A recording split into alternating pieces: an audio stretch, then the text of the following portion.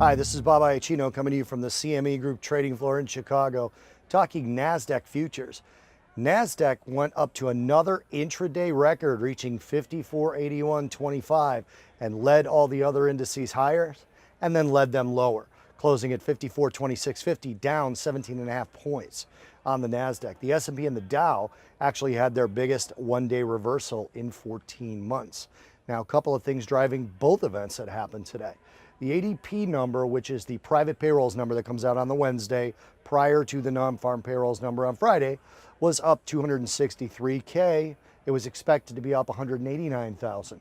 So that 263,000 jobs added number was again second month, in a row of huge beats on the ADP number. Interestingly enough, for the NASDAQ, there was only one sector in the ADP report that was negative in terms of jobs added or subtracted, and that was information technology.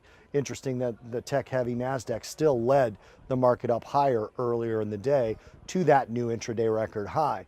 But then later in the day, we got the FOMC minutes. This was the minutes for the meeting that decided on the March hike, and the balance sheet reduction is going to begin according to the minutes.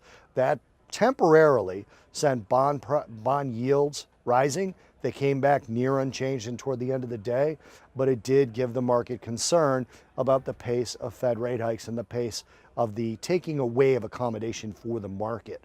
The balance sheet reduction is going to begin, and they also mentioned in that same statement or in that same those same minutes that they were concerned about equity prices, which is an interesting thing. They said equity prices are quite high. Now, they didn't actually express literal concern for the level of prices, but for them to mention them at all in the course of the meeting and have them be released as minutes, which they know obviously everything they say is going to be released as minutes, is definitely something to reference. If they're talking about equity prices, then you can make the jump pretty logically that they're concerned about equity prices, and equity prices responded the way that you would expect the Fed would think they did, by closing much lower on the day.